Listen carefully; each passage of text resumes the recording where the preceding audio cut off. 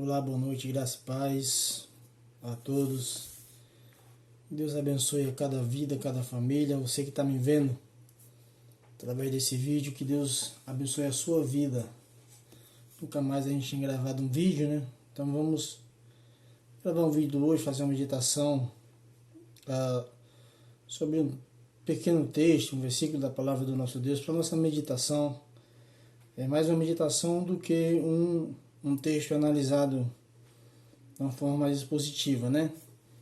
Mas eu quero meditar com você, juntamente com você. Pega a sua Bíblia e eu gostaria de meditar com você sobre um texto, sobre um assunto muito bom, muito bacana, em que hoje em dia, de uma certa forma, ele é colocado em dúvida, colocado em xeque, que é quando nós falamos sobre o amor de Deus. Quantas pessoas, quantos momentos da vida não ser colocado em xeque o amor de Deus? Será que Deus realmente nos ama? Será que Deus realmente está me acompanhando? Como é que Ele está? Enfim, como é que Ele está com relação à minha pessoa?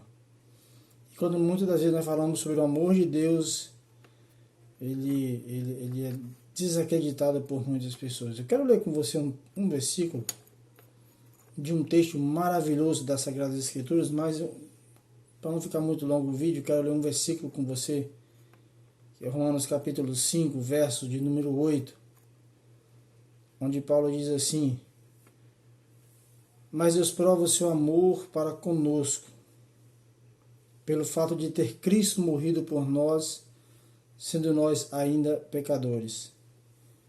Quando eu falo que é um texto maravilhoso, não que os outros textos das Escrituras não sejam, mas me referindo dessa forma porque é o texto que nós estamos meditando nessa noite. Paulo vem falando aqui nesse texto sobre a questão da justificação pela fé, como Deus fez isso conosco, como através da fé Ele nos justificou para com Ele, como através da fé Ele nos tornou capazes de andarmos na presença dEle. E Paulo diz o seguinte, que Deus Ele nos ama e Ele prova o amor dEle. O amor de Deus para conosco não é... Ele não ficou somente em palavras, ele não ficou somente... Não, ele prova o seu amor para conosco. E Paulo diz que a prova do amor de Deus para a minha vida e para a sua vida é a vinda de Cristo Jesus. A vinda de Jesus Cristo ao mundo é a prova que Deus me ama, é a prova que Deus lhe ama. Veja o que o versículo diz. Mas Deus prova o seu amor para conosco, pelo fato de ter Cristo morrido por nós, sendo nós ainda pecadores. É um texto que não há necessidade de fazer uma grande interpretação, trazer uma colocação dentro do texto. Ao ler o versículo, você já tem nele, de uma forma bem clara, a mensagem do versículo.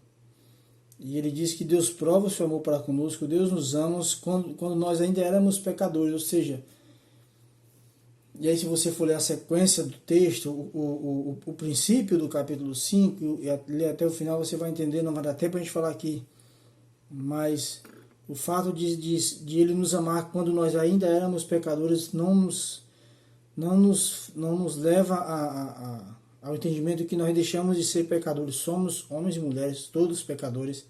Precisamos a cada segundo da nossa vida da presença de Deus. Mas ele diz que Deus nos ama quando nós ainda andávamos longe dele. Pecadores no sentido do pecado original, aquele pecado que afasta o homem de Deus desde o seu nascimento, da sua gestação. O homem ele já vem contaminado pelo pecado, quando foi contaminado no Éden, quando Adão comeu do fruto. E quando nós ainda estávamos nesse estado de contaminado, nascidos em pecado, como diz Davi, que foi gerado em pecado e em pecado concedeu a minha mãe. Quando nós ainda estávamos nesse estado, Deus, mesmo assim, Ele nos amou. Ele nos amou quando nós andávamos longe dele, como diz Paulo em Efésios capítulo 2, mortos nos nossos delitos e pecados, longe de Deus. Como diz Isaías, nós éramos como ovelhas sem pastor. E mesmo nessa situação, mesmo dessa maneira como está, Deus nos ama. E Jesus, certa vez falando de uma forma crítica às autoridades judaicas da sua época, ele diz que ele não veio para o que eram são, para aqueles que tinham saúde, ele veio para os que eram doentes, ou seja, doentes espiritualmente, que necessitavam da graça revelada que era ele, Cristo Jesus, para a salvação. Então medite nisso, pense nisso. Deus lhe ama e ele provou esse amor. O amor não é uma paixão. Paixão é um sentimento que vem e que muitas vezes domina o ser humano de uma forma que ele fica sem saber o que fazer. Amor não é isso. Amor é uma opção. Você escolhe amar ou não. Como é que a gente tem esse entendimento que isso é amor? Como é que a gente entende que amor é isso? É uma escolha para a minha vida. Eu escolho amar ou não. Como é que eu entendo isso? Quando Deus nos coloca esse sentimento como um mandamento. Ele diz, amai a Deus sobre todas as coisas. Ele está me mandando amar a Deus. Se fosse um sentimento que viesse sem eu pedir, de uma forma que eu não esperasse, que me dominasse, não seria um mandamento. Então, amar a Deus sobre todas as coisas, amar ao próximo como a ti mesmo. É uma opção de escolher. Eu posso dizer, eu posso escolher amar ao meu próximo, eu posso escolher amar a Deus. E Deus escolheu a nos amar.